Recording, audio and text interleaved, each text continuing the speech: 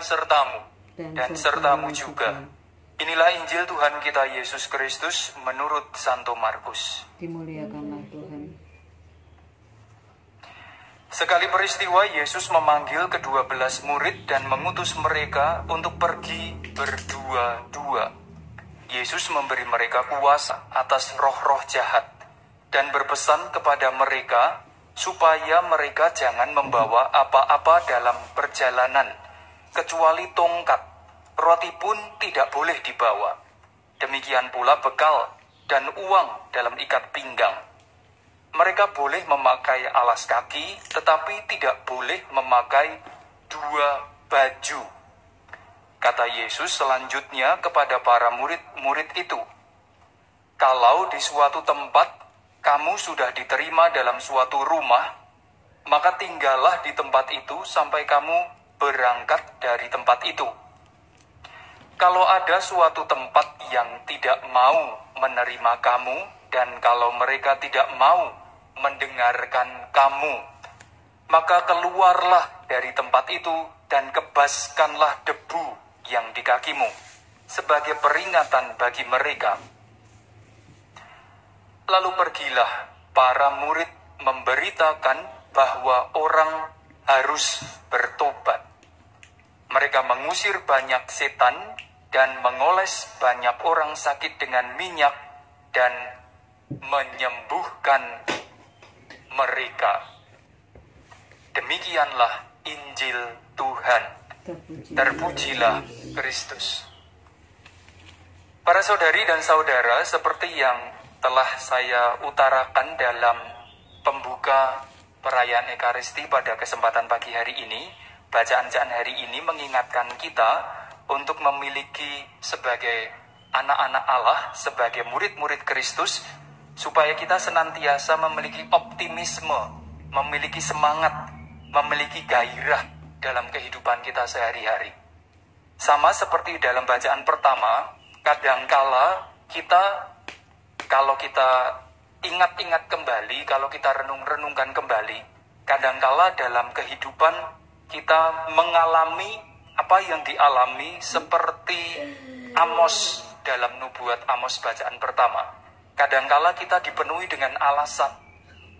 Sama seperti Amos pada mulanya beralasan, tidak bisa menjadi nabi, tidak mampu mewartakan, tidak mampu memberi kesaksian, karena aku bukan nabi, karena aku hanya gembala, aku hanya peternak, aku hanya pemungut buah ara hutan, maka aku tidak mampu. Alasan-alasan seperti itu yang rupa-rupanya kadangkala kalau kita ingat-ingat kembali mewarnai kehidupan kita juga. Alasan-alasan yang sebetulnya hanya ingin mengatakan saya takut, saya tidak mampu, saya khawatir, dan lain sebagainya. Tetapi bacaan dari nubuat Amos dan dalam bacaan Injil hari ini menegaskan satu hal, yang memampukan kita itu rupa-rupanya Allah sendiri. Dan bacaan hari ini mengajak kita untuk percaya, untuk optimis bahwa kita dipilih, bahwa kita diutus, bukan sekedar karena optimisme belaka, bukan optimisme kosong, bukan keyakinan kosong.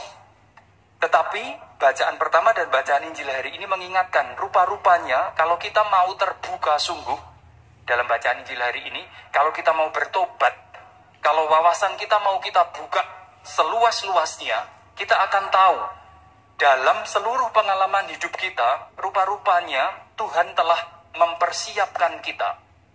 Mungkin kita tidak pernah diajar Tuhan secara langsung, tetapi Tuhan mengajar kita melalui entah itu orang tua, entah itu kerabat, entah itu teman sekomunitas, anggota keluarga, apapun. Lewat pengalaman Tuhan mengajar, Tuhan mendidik kita. Maka lewat itu semua, akhirnya kita bisa mengatakan, saya bisa. Atau dengan semua alasan itu kemudian kita perlu membangun keyakinan dan optimisme kita. Mungkin secara formal kita tidak pernah sungguh-sungguh dipersiapkan, tetapi dalam pengalaman hidup sehari-hari, dalam pesiaran kita dipersiapkan oleh Tuhan. Pengalaman jatuh bangun kita, apapun pengalaman kita, dalam apapun pekerjaan kita, menjadi sarana Tuhan mempersiapkan kita semua. Maka bacaan hari ini sekali lagi mengajak kita dalam setiap kesempatan hidup, dalam setiap pekerjaan. Kita diajak untuk memiliki keyakinan, optimisme, tetapi tidak sekedar yakin, tidak sekedar optimis, tetapi ada perhitungan-perhitungan, ada persiapan-persiapannya juga. Sehingga optimisme dan keyakinan itu menjadi relevan. Optimisme dan keyakinannya menjadi masuk akal. Bukan hanya sekedar nekat, tetapi sungguh-sungguh terukur. Maka sama seperti bacaan Injil hari ini, Yesus mengatakan mengutus para murid berdua-dua. Rasional. Karena dalam tradisi kitab suci kita mengetahui kesaksian orang itu membutuhkan saksi. Pengajaran orang membutuhkan saksi. Supaya akhirnya bisa dipercaya lebih lagi. Para murid juga dilarang membawa bekal, membawa 2 baju, dan lain-lainnya. Bukan perkara supaya kita menjadi orang yang sederhana, tetapi karena jelas perutusannya tidak terlalu jauh. Karena hanya di sekitarnya, perjalanan setengah hari sampai. Maka memang tidak perlu membawa apa-apa. Bukannya tidak dipikirkan oleh Yesus, tetapi Yesus memikirkan sungguh. Maka sebelum mengutus, jelas dikatakan, Ia memberi mereka kuasa. Setelah itu baru diutusnya. Dan Yesus melarang para murid membawa apapun, katakanlah, bukan karena supaya para murid kapiran. Bukan, tetapi karena Yesus yakin. Dan Yesus tahu, Yesus sudah mengukur. Perutusan tidak jauh. Perutusan hanya di sekitar. Maka tidak perlu membawa apa-apa. Sekali lagi, optimisme, keyakinan perlu didasari dengan, kalau menurut saya, perhitungan yang matang. Tidak hanya sekedar yakin melulu, tidak sekedar optimisme kosong. Lalu yang kedua, bacaan Injil hari ini juga mengajak kita untuk senantiasa menggarisbawahi satu pernyataan yang menarik sekurang-kurangnya bagi saya.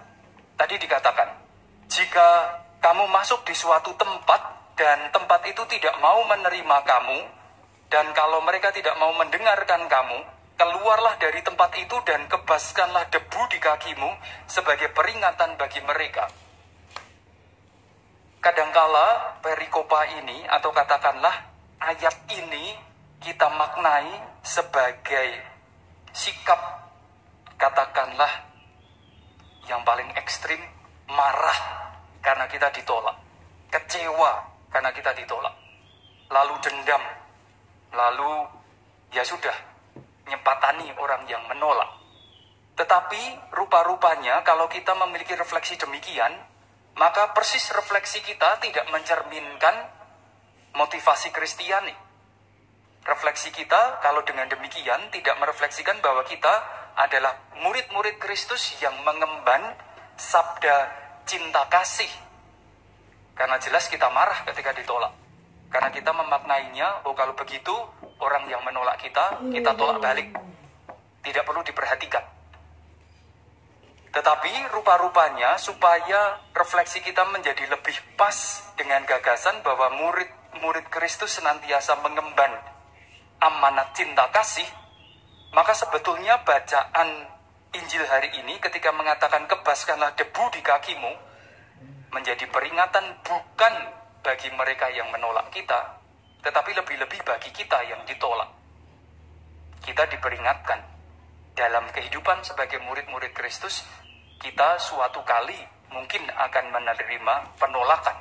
Tetapi penolakan tidak akan membuat kita patah arang. Penolakan tidak akan membuat kita dendam.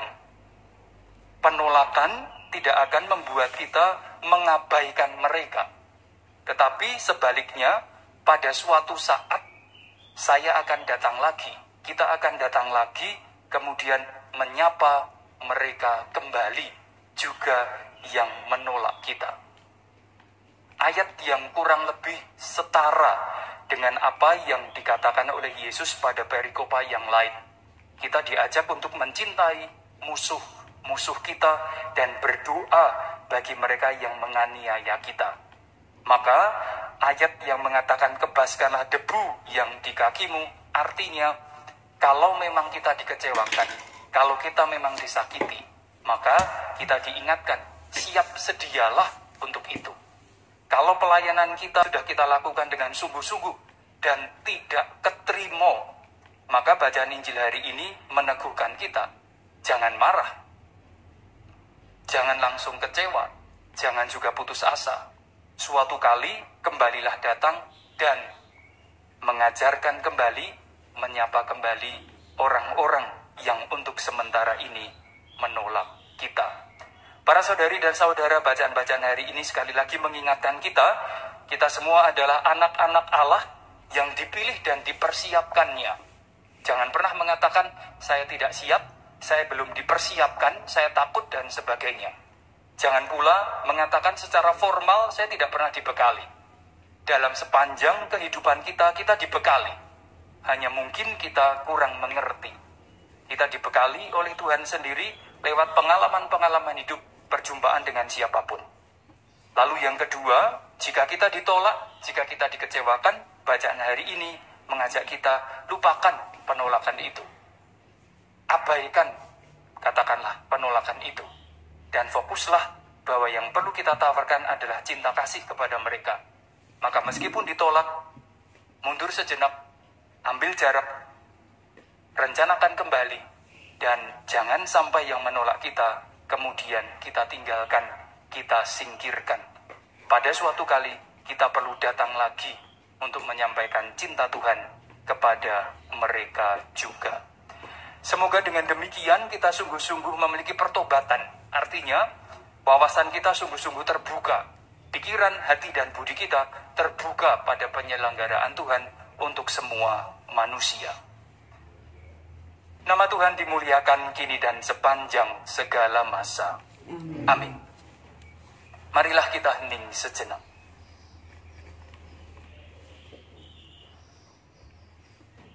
Allah Bapa yang kekal, kami bersyukur kepadamu pada kesempatan Ekaristi pagi hari ini. Bacaan-bacaan kita suci menggarisbawahi, mengingatkan kami kembali. Engkau senantiasa mempersiapkan kami. Dan Engkau tidak pernah mengutus kami dengan tangan hampa. Melalui pengalaman hidup sehari-hari, pesiaran kami sampai hari ini, perjumpaan hidup bersama dengan siapapun, melalui mereka Engkau telah membina, mendidik, dan mengajar kami. Sehingga akhirnya kami pada suatu kesempatan Engkau anggap pantas untuk mengemban karya sabda kasih-Mu untuk disampaikan kepada semua orang. Semoga kami menjadi anak-anak-Mu, menjadi pengikut-pengikut Kristus yang berani, yang berkeyakinan, yang memiliki optimisme, tetapi bukan keyakinan kosong, bukan optimisme hampa, tetapi karena pengetahuan Engkau telah membekali kami dengan hal-hal yang kami perlukan. Dan kami juga bersyukur karena Engkau mengingatkan kami akan resiko-resiko yang ada di depan. Mungkin penolakan, mungkin penghinaan, mungkin pengabaian. Tetapi Engkau mengingatkan supaya kami tidak kemudian kalah dengan penghinaan, menyerah dengan segala macam penyingkiran. Tetapi semoga kami bisa menerima pengalaman-pengalaman itu, tidak menaruh dendam dalam diri kami, supaya akhirnya pada suatu kali kami bisa merencanakan kembali untuk menjumpai, menyapa kembali orang-orang yang untuk sementara ini mengabaikan atau memusuhi kami. Maka marilah para saudari dan saudara kita bangkit berdiri, kita perbarui ini.